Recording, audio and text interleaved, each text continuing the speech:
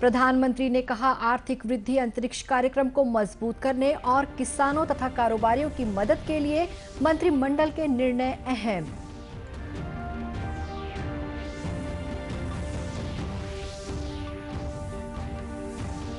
प्रदेश में बीएसएफ के 14 जवानों समेत 34 नए कोरोना संक्रमित मरीज मिले, 850 के करीब सक्रिय मामले।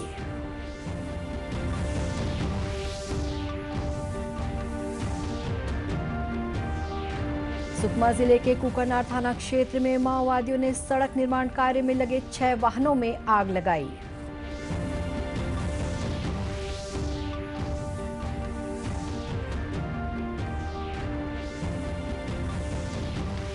और छत्तीसगढ़ व्यावसायिक परीक्षा मंडल की इंजीनियरिंग और नर्सिंग सहित अन्य प्रवेश परीक्षाओं के लिए दोबारा शुरू हुई ऑनलाइन आवेदन की प्रक्रिया।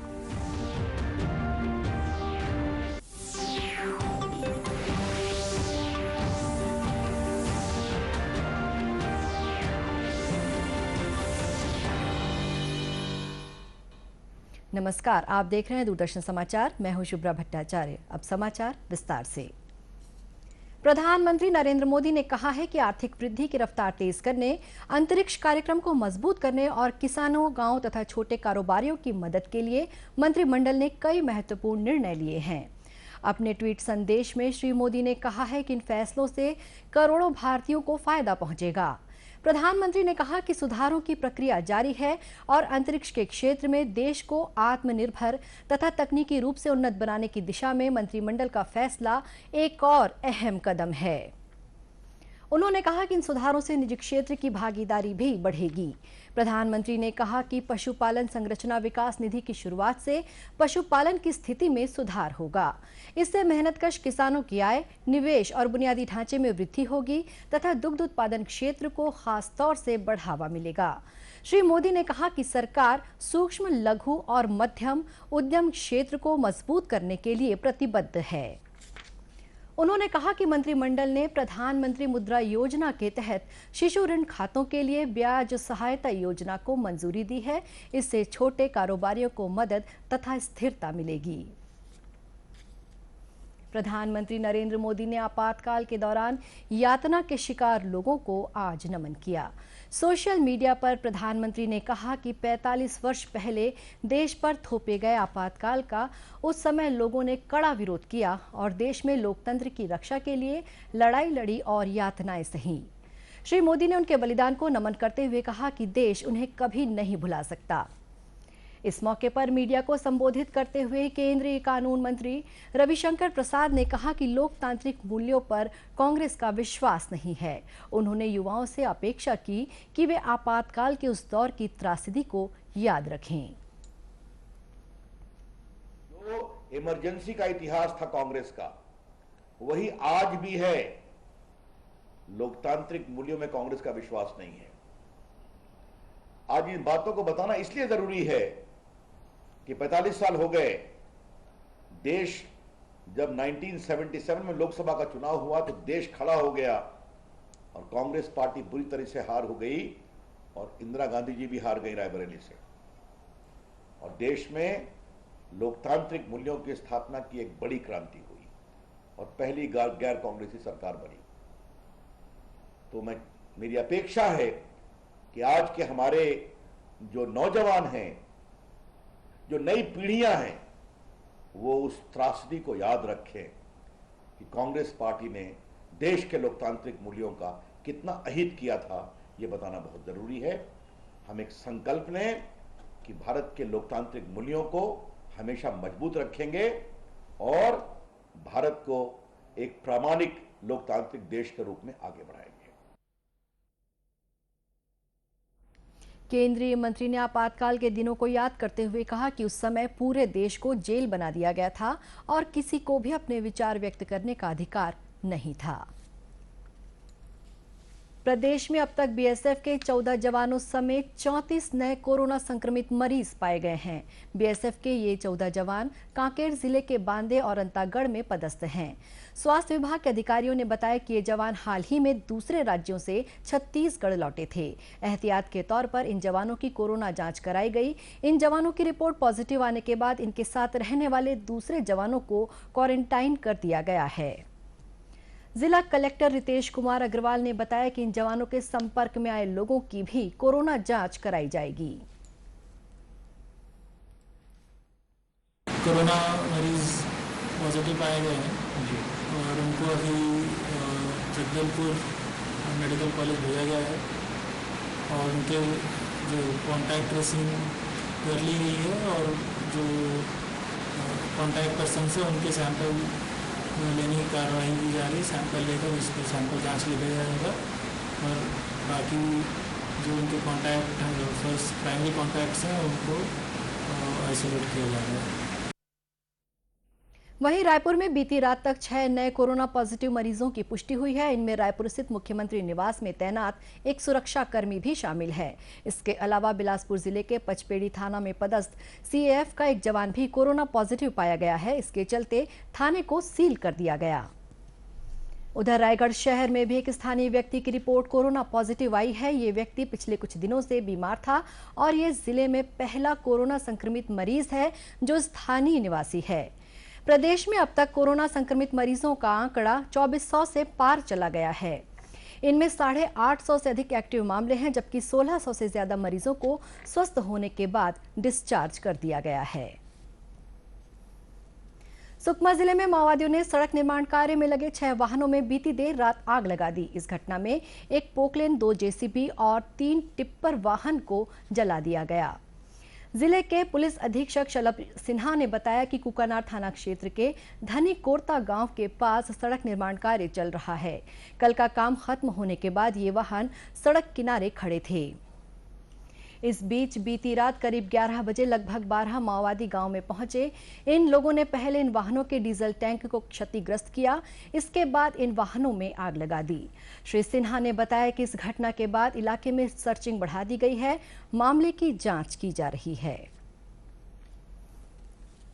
प्रधानमंत्री नरेंद्र मोदी रविवार 28 जून को आकाशवाणी से मन की बात कार्यक्रम में देश और विदेश में लोगों के साथ अपने विचार साझा करेंगे। इस कार्यक्रम का प्रसारण रविवार को सुबह 11 बजे से होगा।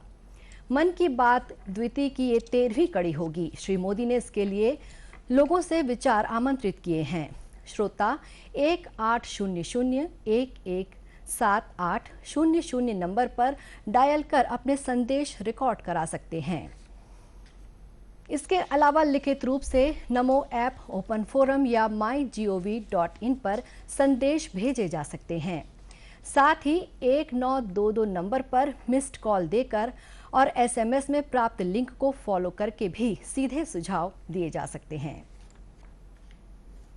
राज्य के विद्यार्थियों के लिए राहत भरी खबर है कि छत्तीसगढ़ व्यावसायिक परीक्षा मंडल ने इंजीनियरिंग, एग्रीकल्चर और नर्सिंग सहित अन्य प्रवेश परीक्षाओं के लिए दोबारा ऑनलाइन आवेदन करने की सुविधा दी है। मंडल के सलाहकार डॉक्टर प्रदीप चौबे ने बताया कि लॉकडाउन की वजह से राज्य में कुछ उम्मीदवार PET, PPHT, PPT, pre MCA, PAT, PDLEd, pre BABF या BSc Ed, pre BSc nursing और एमएससी नर्सिंग के साथ पोस्ट बेसिक नर्सिंग प्रवेश परीक्षाओं के लिए ऑनलाइन आवेदन नहीं भर पाए थे। इन प्रवेश परीक्षाओं की ऑनलाइन आवेदन करने की तिथि समाप्त हो चुकी है। श्री चौबे ने बताया कि छात्र हित को ध्यान में रखते हुए इन सभी प्रवेश परीक्षाओं के लिए पुनः ऑनलाइन आवेदन भरने की सुविधा 23 जून से 30 जून तक दी जा रही है। इच्छुक उम्मीदवार व्यापम की वेबसाइट पर ऑनलाइन आवेदन में सुधार कर सकते हैं। साथ ही उम्मीदवारों को ऑनलाइन आवेदन में संशोधन करने का मौका भी दिया जा रहा है। इसके लिए उम्मीदवार अपने पूर्व में भरे आवेदन को देख सकेंगे और उसमें सुधार कर सकेंगे। इसके बाद किसी भी प्रकार की त्रुटि सुधार मान्य नहीं होगी। केंद्रीय प्रत्यक्ष कर बोर्ड ने वर्ष 2018-19 के लिए मूल और संशोधित आयकर रिटर्न दाखिल करने की समय सीमा इस वर्ष 31 जुलाई तक बढ़ा दी है। बोर्ड ने वर्ष 2019-20 का आयकर रिटर्न दाखिल करने की तिथि भी बढ़ाकर आगामी 31 नवंबर कर दी है। कोविड महामारी के कारण आवेदकों को हो रही कठिनाइयों को ध्यान में रखते हुए ये फैसला लिया गया है। वहीं छोटे और मध्यम वर्ग के करदाताओं को राहत देने के लिए केंद्रीय प्रत्यक्ष कर बोर्ड ने 1 लाख रुपए के स्व आकलन कर भुगतान की तिथि भी 30 नवंबर कर दी है।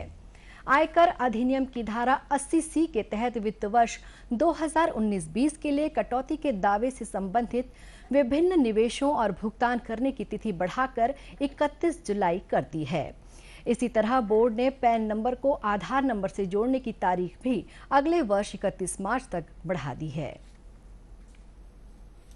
हरियाली और पर्यावरण संरक्षण को बढ़ावा देने के उद्देश्य से राज्य में आज से वन विभाग ने पौधों की घर पहुंच सेवा की शुरुआत की है। प्रधान मुख्य वन संरक्षक राकेश चतुर्वेदी ने बताया कि इस योजना के तहत फलदार और छायादार पौधे लोगों के घरों तक पहुंचाए जाएंगे। ये निःशुल्क पौधा वितरण योजना है। इसके लिए जिला मुख्यालयों में रहने वाले लोग वन विभाग के अधिकारी से फोन पर ही पौधे मांग सकते हैं। इसी कड़ी में आज से दुर्ग में पौधा तुहर दुआर योजना और हरियाली प्रसार वाहन योजना की शुरुआत की गई। मुख्य वन संरक्षक शालिनी रैना ने बताया कि पौधे लेने के इच्छुक लोगों को केवल फोन करना होगा और उन्हें घर में ही पौधे पहुंचा दिए जाएंगे। 30 जून को जो है ये योजना हम लॉन्च किए हैं, जिसमें घर घर में जहां लोग डिमांड करेंगे पौधा, उनको हम उनके घर में पौधा प्रदाय करेंगे, पहुंचा के देंगे। ऐसा टारगेट नहीं है, पर करीब हमने रखा है कि दुर्ग ज़िले में 3.5 लाख पौधा तैयार है हमारा। तो जहाँ जहाँ जो डिमांड आएगी वो हम उनको पौधा देंगे। इसकी सुरक्षा करनी है, जो लोग रिस्पॉन्सिबिलिटी ओन करनी है, हम लोग पौधा देंगे उनको, उसकी सुरक्षा, उसको लगाना वो उनके द्वारा किया जाना है। शुभारंभ कार्यक्रम में विधायक अरुण वोरा, पुलिस अधीक्षक अजय यादव और वन मंडल अधिकारी KR बढ़ई के साथ कई अन्य अधिकारी मौजूद थे। देश में आज एक बार फिर पेट्रोल और डीजल की कीमतों में बढ़ोतरी हुई।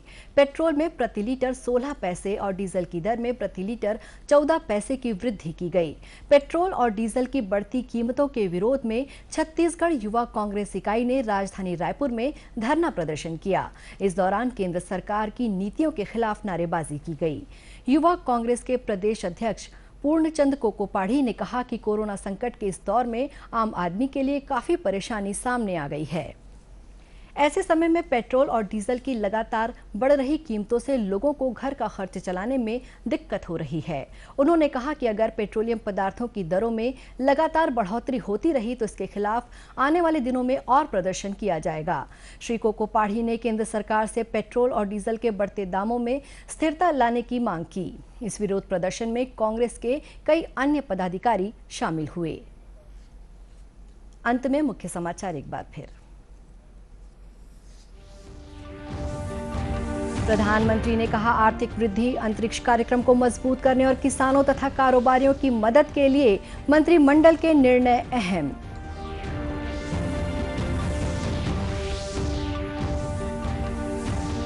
प्रदेश में BSF के 14 जवानों समेत 34 नए कोरोना संक्रमित मरीज मिले, 850 के करीब सक्रिय मामले।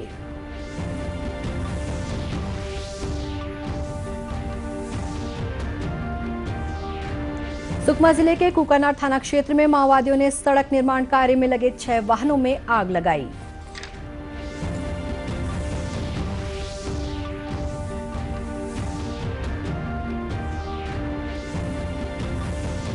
और छत्तीसगढ़ व्यावसायिक परीक्षा मंडल की इंजीनियरिंग और नर्सिंग सहित अन्य प्रवेश परीक्षाओं के लिए दोबारा शुरू हुई ऑनलाइन आवेदन की प्रक्रिया। इसी के साथ ये समाचार बुलेटिन समाप्त हुआ। नमस्कार।